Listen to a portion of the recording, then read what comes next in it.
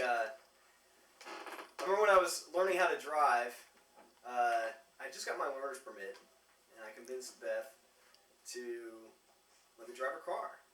And so she asked if I knew how to drive stick, and because I wanted to drive the car, I said, yeah, I know how to drive stick.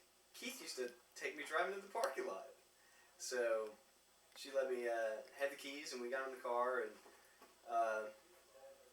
I think a couple months later she had to replace the transmission, and to this day I don't think she's going to let me to give me the keys to her car. And that's what kind of car was this? Was it Miata? I think it was a Civic. I think it was a Honda Civic. Honda Civic. So that's my Beth car story. Slide it around. Oh, slide it. Sorry. So you're not so there now. There you go. Yeah. Now that's a real faggot. That's manly. That's manly. Well, I don't believe this. Are we rolling? Of course. Yeah, thank you, Mr. West. Beth's story is related to driving. I've got a good one. So Beth decides she's going to have a party. This is quite an unusual event for Beth in high school. And Beth decided she was going to borrow Al's car, the Volkswagen Bug. And this was Beth's first keg party. So we go to pick up a keg, which was somewhere near the intersection of West Street and Route 2. I don't remember the name of the liquor store. So it's our first keg party. Beth's all excited, and I'm making sure that I let her know that she's got to drive very carefully on the way home so that we don't shake the keg up. So as soon as Beth starts the car, she puts it in reverse and she backs into a light post. Pretty much as fast as possible. Basically bends the bumper all the way into the body of the car. Of course the keg is quite shaken at that time, not to mention ourselves. We get back to the house, and if anybody knows Billy, I don't remember his last name.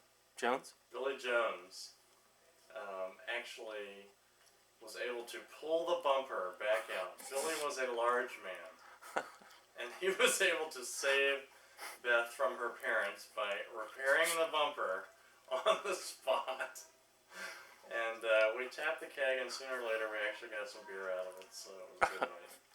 Way to go, Beth.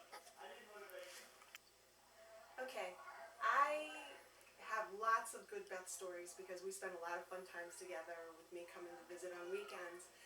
The thing that I remember the most, driving here, we drove past the house on Southgate Avenue, and I remember when Beth had the attic bedroom upstairs, and there were two windows up in that attic bedroom, and they acted like mirrors, and so the two of us would sit upstairs and dance, watching ourselves in the mirror, and very serious about this practice dancing stuff, not realizing that anybody who drove by on Southgate Avenue could see these two 12, 13, 14-year-old girls dancing in the windows. So I told that story to my children today, and it was kind of embarrassing. Mom, you're a geek. But that was my story about that.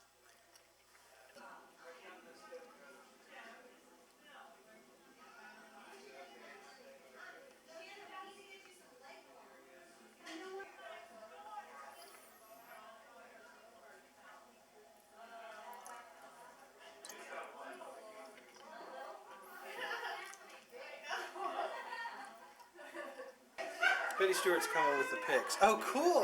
Excellent. Oh, she's coming with pictures? Well, she's going to show us where they are. Good. I told her.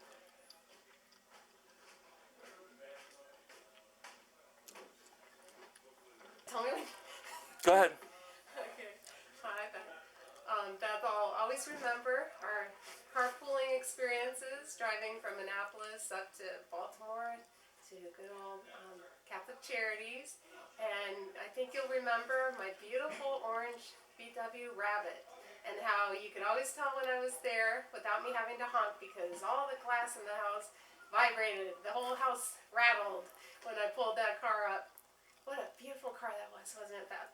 And oh yes, how I put your life at risk because I wouldn't back down to a woman trying to merge into my lane. I think you'll remember that little experience. Anyway, those were good times, and I enjoyed carpooling with you and having lunch and all that good stuff. And never forget the sign language class.